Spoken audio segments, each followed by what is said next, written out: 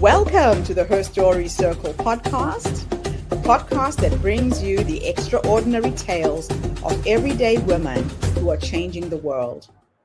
I'm your host, Gertrude Mache, and I'd like to acknowledge traditional custodians of the land on which we meet today.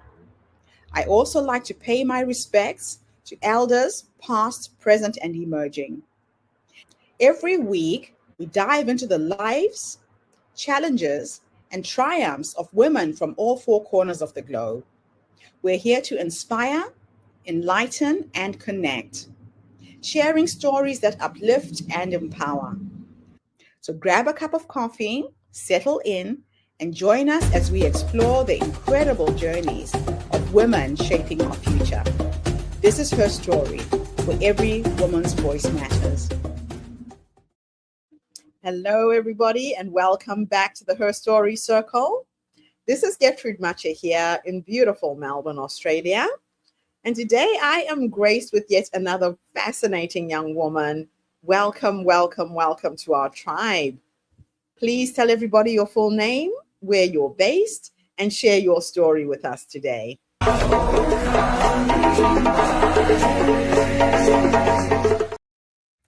Hello, everybody, and thank you so much for having me. My name is Deanna Dorell, also known as the Dancing Goddess, and I am based in Arizona in the United States, and I am a women's empowerment coach and relationship spiritual mentor, and I'm so excited to be sharing my story here with all of you.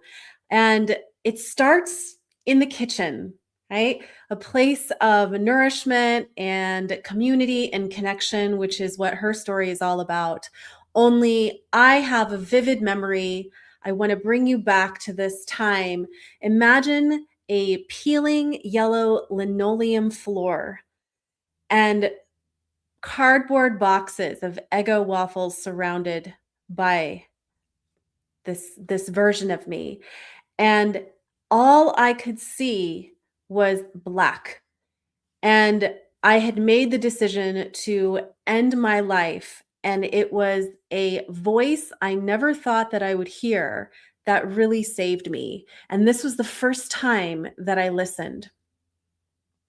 So many of us struggle with body image and eating disorders. And I am certainly not the first. And I hope that I will be the last, but I am a recovered anorexic professional dancer turned coach, and eating disorders are rampant among our society. 1 in 10 women nationally, according to the National Eating Disorder Association, will struggle with this at some part of her life. And for those of us that are in the performing arts, it goes to 1 in 3. And so my intent with sharing this story is that we drastically reduce those numbers, because so often we silence that voice that saved my life. You can call it intuition, you can call it inner wisdom, but it's that part of you that knows who you are. So taking you back to that time, I had been struggling with looking a certain way in the world of ballet. So I was dancing pre-professionally and professionally. I come from a long, line of healers. I'm Colombian and Venezuelan, and I have a, beautiful hourglass figure. But back then, when I was dancing, I thought that I had to look something like, your stereotypical ballerina, rail thin. I had this image in my mind. And I had made the decision that I couldn't keep going this route. I was keeping secrets from everybody that I knew. I was hiding my body with baggy sweatshirts. And I felt like, as much as I was listening to my physical body's cues, as a dancer, we are very much in tune with muscle memory. I was so out of tune with my inner wisdom. And so making the decision that night that I was going to end my life, and if that was happening, I could eat anything I wanted, and all I wanted was Eggo Waffles. So I made it my mission. I did not get to the freezer to actually open up the box. I reached in and I collapsed and I blacked out. And I heard What now I can ascertain was my inner wisdom saying, you have to make a choice right now. If you keep going down this route, you're never going to dance the way that you were meant to. Or you can make a decision and change your life. And tears just streamed down my face. I was shaking. And like a mother's intuition, my mom, who I was staying with at the time, came running down the steps and she just scooped me up in her arms. And I confessed everything that I'd been doing to harm my body. I had confessed all of the intrusive, dark thoughts that I've been having. And she just listened and she said, "Do you want help?" And I said, "Yes, I'm ready. I'm ready to change the way that I'm doing things because it's not working. And I do actually want to live." And I share this with all of you because wherever you are, you don't have to be a professional dancer, right, to resonate with this idea that it was never about the food. It wasn't about starving myself or not. It was about the moment that I abandoned myself. And how many of us have abandoned ourselves because of people pleasing, because of what our culture thinks, women should do. And what I realized is nobody is watching the dance, right? In this case, the dance is a metaphor for your life, except you. So, what would happen if you trusted that voice that has been trying to guide you all along, right? What would be different in your life if you knew that you were more than your thoughts? That you knew that your body was perfect the way it is, and your relationship with your body is something so sacred that can change, and it starts with a decision. Going back to that moment on that cold linoleum floor with my mom just sobbing in her arms like a little baby, I realized how much I'd been giving to the external world and how I needed to learn to love myself and trust myself. And I had to learn a different way of dancing. So I left dance for a number of years to get the support that I needed. And today, I coach women around the world in all different areas on how to love themselves because it all starts from there. Whether you want to manifest a career or a soulmate, right? It all starts with how much are you trusting yourself? How much are you listening to your inner wisdom? How much power are you giving away, right, to some of the maybe less than supportive thoughts in your head or about your body? I believe that as women, we are all beautiful in all shapes and sizes. And I'm so glad that I went back to that night to remember. So here's a very quick acronym I want to leave you with. If you get nothing else from my story today, it is twirl, which is something I did a lot of as a professional ballerina. The T stands for trust the whisper. Trust those feelings like something is off here, right? The more that you can trust that whisper, it doesn't have to shout at you. The W is weave a new narrative. If you weren't the woman that believed that her body was XYZ, whatever you're telling yourself, what's a new story that you can tell that would be empowering, right? In my case, it was that my body was exactly the way I needed it to be, right? And it wanted to dance in a different way. And so that had to change. My story had to change. The I in twirl is interrupt the old pattern. You're not going to do this perfectly. It's okay. The more that you can catch yourself when you start finding yourself going down the rabbit hole of an unsupportive thought or treating your body unkindly, just take a minute, take a deep breath, and ask yourself, what is this moment for? How do I really want to talk to myself? It just takes a few seconds. The R is reclaim your why. Why are you doing this? What is the end goal here? How do you really want to feel in your life? Supported, loved, accepted. First, you have to do all those things for yourself. And then finally, the L in twirl is love yourself loudly, right? You're going to do it imperfectly. Simple ways to love yourself are simply loving, right? Loving all of you. Taking a moment to find one thing to be grateful for every day. These are just simple examples. I hope that whatever you do right now, whenever you see this or hear this, that you will just know how loved you are and twirl into the dance that is your beautiful, beautiful life. Thank you so much for having me, Gertrude. This is so fun. Oh, I think you're muted. That is so beautiful, and a beautiful reminder to all of us, right? That we have to live life like you're dancing and nobody's watching. Yes, exactly. The problem is we're so worried what other people might think about us, and so you don't live your authentic dance, so to speak. So tell me, what was the inner dialogue that you were living with before that moment when So, everything changed?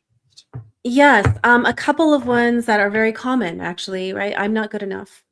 That was a big one. Probably the one that was running most of the show.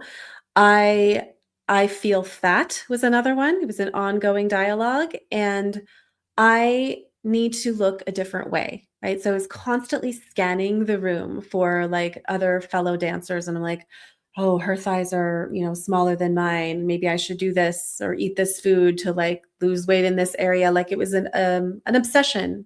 Yeah, it becomes an obsession because you're constantly comparing yourself to others. So when did you first start disconnecting from your body, do you think? The moment I would say is when I started doing pair dancing. So, that can bring up a lot of issues when you're paired with a boy or a man and you're worried about, oh gosh, what are they going to think of me?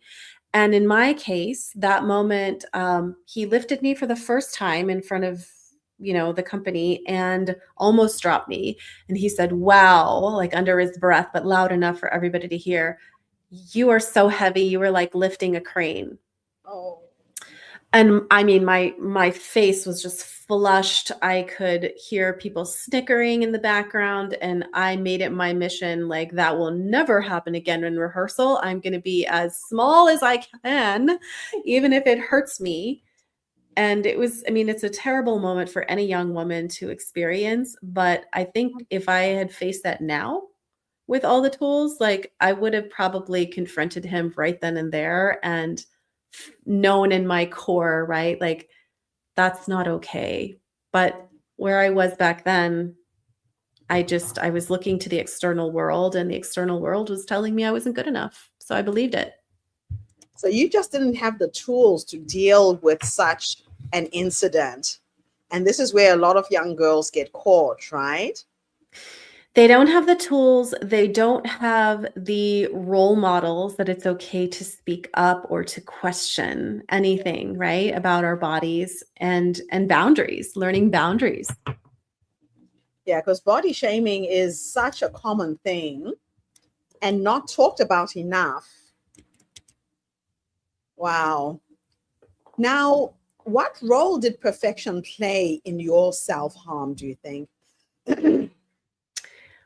I saw it as a solution, which is interesting, right? Like I saw like if I had the perfect body, I will get everything I wanted, the part I wanted, the guy I wanted. It was like the pinnacle.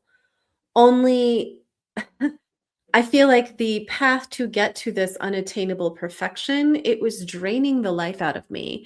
And Mm, and ironically, my dancing, it's like my dancing also got worse, right? Because I yes. was dizzy a lot of the time. I had to work harder to focus, but the number was going down on the scale and I was getting complimented by certain directors. And so I'm like, well, like, On the what's right track. better? Oh, that is so sad. That's really sad to hear. But you came out on the other side. How do women learn to override their inner voice? So to override it or to listen to it? To override that voice, the critic Oh, that's the critic, yes. constantly, niggling at us. So that is why connecting to your why is so important. And not just connecting to something tangible. Like in my case, I wanted the part, right? But how do we want to feel in our life? And like connecting to, I always tell my clients 1 to 3 adjectives. I want to feel loved. I want to feel safe. I want to feel accepted, for example. Okay, what are the things that I can do in my life that make me feel those things? And choose one. And I would choose the one that maybe is less of a trigger, so Yes. that you can create some small wins and habits. And so for me, it was really about taking out the triggers. I had to completely step away from that environment for a short time to remember who I was. Wow. That might not always be accessible to somebody listening. So, in that case, and it's like limiting your interaction, right, as much as possible to the things that are triggering you and piling on the things that make you feel loved and supported. So, like journaling or meditation, going for a walk, spending time with a friend that really sees you and doesn't judge you. I think those are just really basic but important things that we forget when we're in that negative mind loop. Yeah, surrounding yourself with people who uplift and empower you, I think it's so crucial. It's an easy thing to remember, but not that easy to implement, right? Absolutely. Yes. And remembering that there are people that are in your corner, right? It's not this amorphous thing out there like I have to find a whole new community right now before, so I'll be accepted. It's like first just start where you are, right? Start where you are, and even if you have to play some tracks, I have a wonderful meditation. It's completely free on my website. You can do that. Start there. I will be your person and just listen to that, and it will take you into your heart, which is where emotions shift and your sense of self can shift faster than you realize when you make that decision to change. Yeah, and that's it, right? You make the decision to change. This is Yes, not coming from absolutely. outside of yourself. This is coming from within, right? Absolutely. And you don't need to get to rock bottom to make that decision, right? Like you don't have to get to the point where you want to hurt yourself like I did and want to end your life. Like that's extreme. That's very extreme. So, what does body love actually look like in practice? Okay, so the first one is actually choosing clothes that you love and feel so great in. I Wow. cannot like stress this enough. Even if you have one t-shirt, right? This is not about spending a lot of money. It's like what Yes. is something that feels good on your body that makes you perk up a little bit?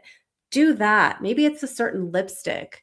Even just getting ready for today, I was like, ooh, white. Like so that was calling me. And the more that you can play with color and things that feel good, it will translate, right, to how we feel emotionally. So I like to start with the easy stuff. Start with your wardrobe and get rid of, some of the things that maybe like for me, the baggy sweatshirts where I was hiding.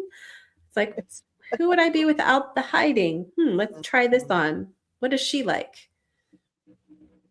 I like that because sometimes we do hide. Clothes become our They, armor, they yes, become a shield to absolutely. protect us, right?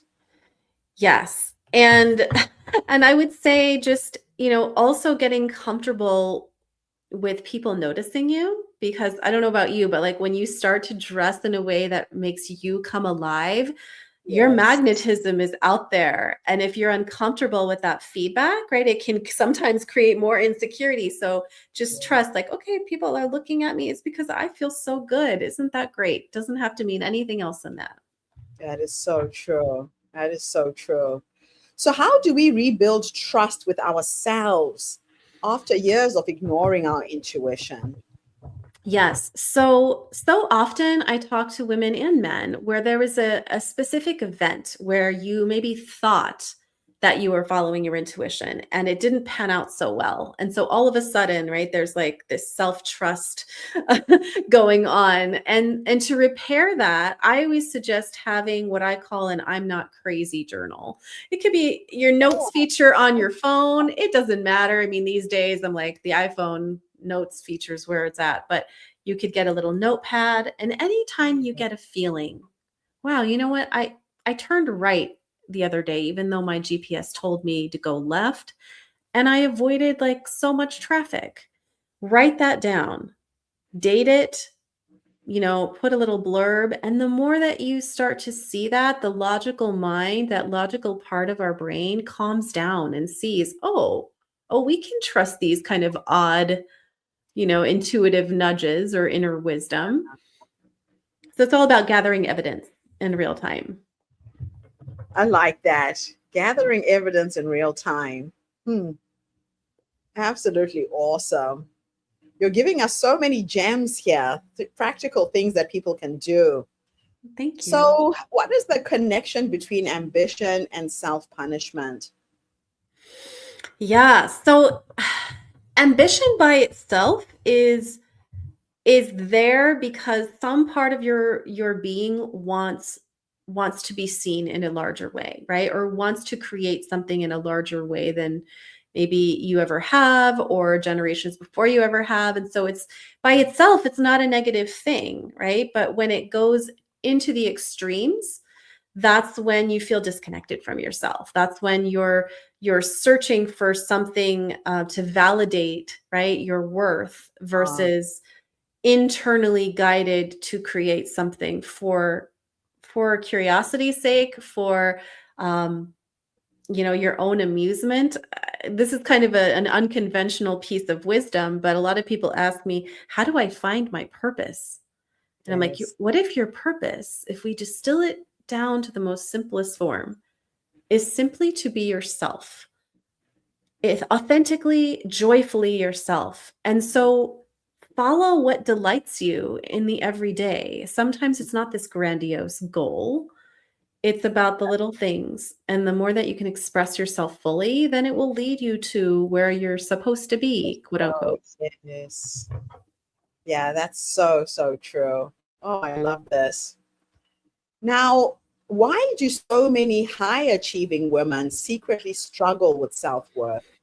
On the surface, they look like they're out there doing it, Yeah. but deep down, they're not. Yes.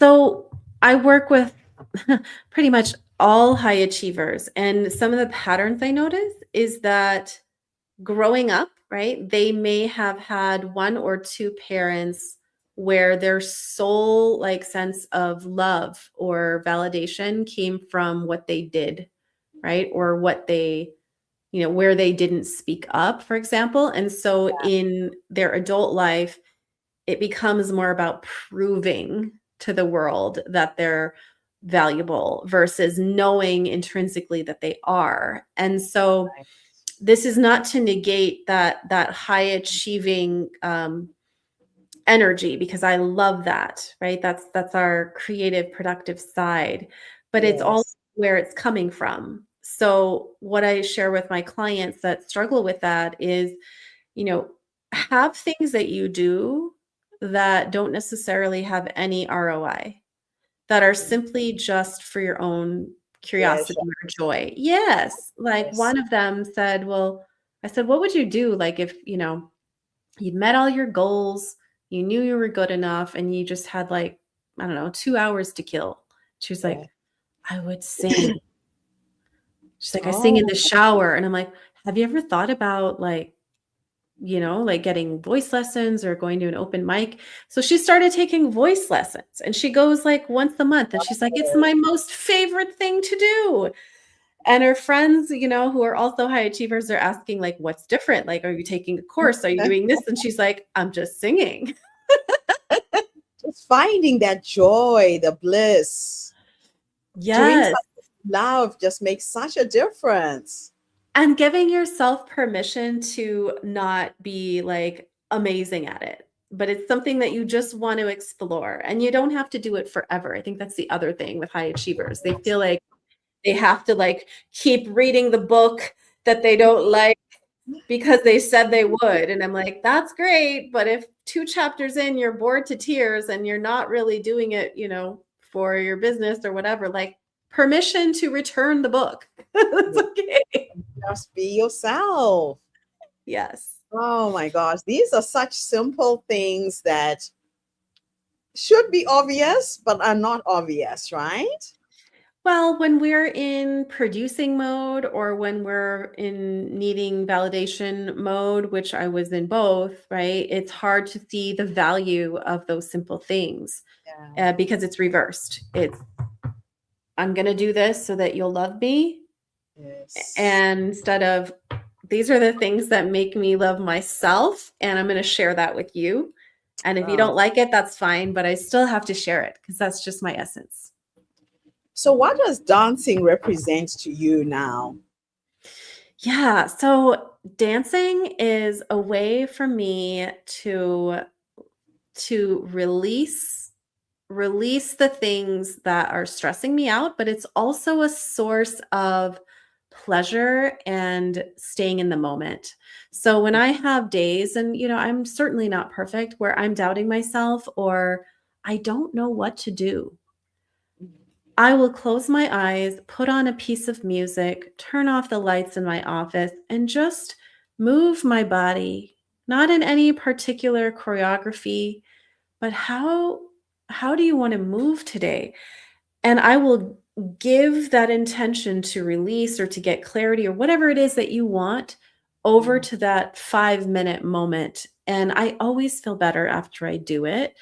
Yes. And it makes me less anxious. And quite often the solutions come after that. And when I'm not seeking it or trying to fix it from my mind, it comes through the body. But we have to give it a chance, right? To honor what it's feeling.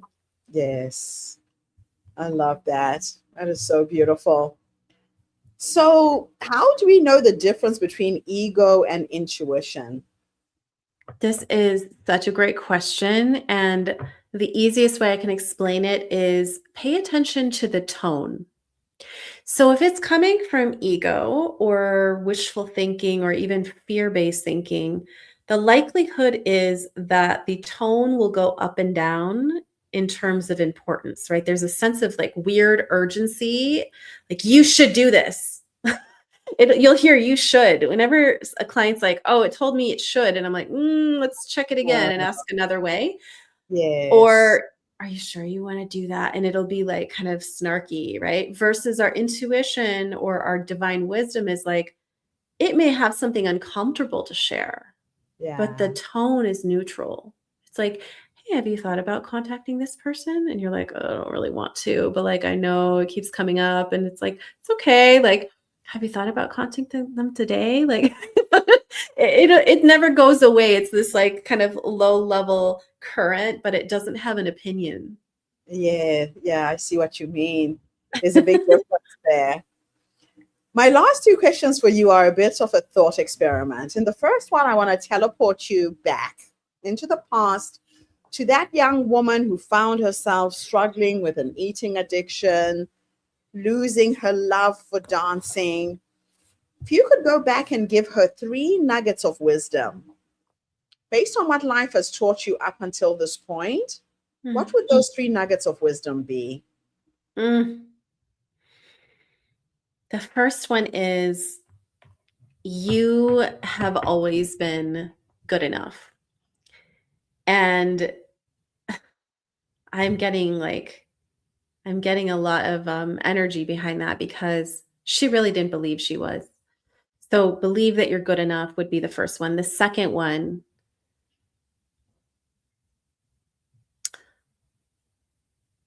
the more that you go down this industry, the more people are going to try to confuse you or say things, but listen to yourself. You actually know the answers. And the third thing I would say is never stop dancing no matter what. And that is a metaphor for life. I love that last one. That is so beautiful. Now, let me take you into the future this time to meet the 90-year-old you, Ooh. this woman who has led you up until that point. What will you say to the wise woman when you finally meet her at the age of 90? Mm. Cherish all of your relationships. connection is the most important thing. Another thing she would say, don't take yourself too seriously or life too seriously. I see an image of her kind of laughing, just like lightly on that one. And then the third is, you're never too old to dance.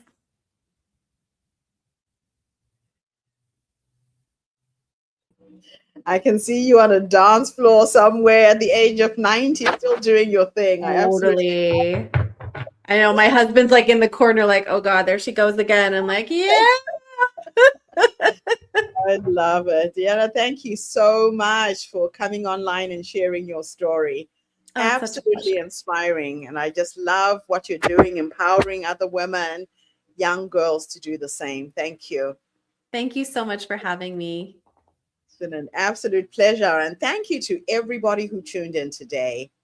The Her Story Circle is not just a podcast. We're a social impact movement that brings you the stories and voices of women from all over the world. We share our stories to uplift you, to inspire you, to energize you, but most importantly, to help take you from where you are now to where you're trying to go. So tune in again tomorrow when I interview yet another amazing guest.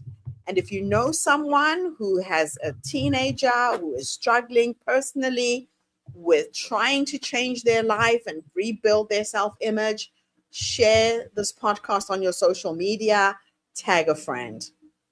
Thanks again, Deanna. This was absolutely awesome. Bye for now, everybody. Thank you for tuning into the Her Story Circle podcast. I hope today's story has inspired you to believe in the power of our stories and the difference you can make in the world when you use your voice. I'm Gertrude Mache, and it's been an honor to share this space with you, where voices from all walks of life come together to weave a rich tapestry of diverse perspectives. Don't forget to subscribe, rate, and review our podcast to help us share these stories with more listeners. Follow us on social media by looking for the Her Story Circle podcast for more updates. And join us tomorrow for another episode filled with courage, resilience, and empowerment. Remember, your story matters, and together we're building a stronger, more inclusive world.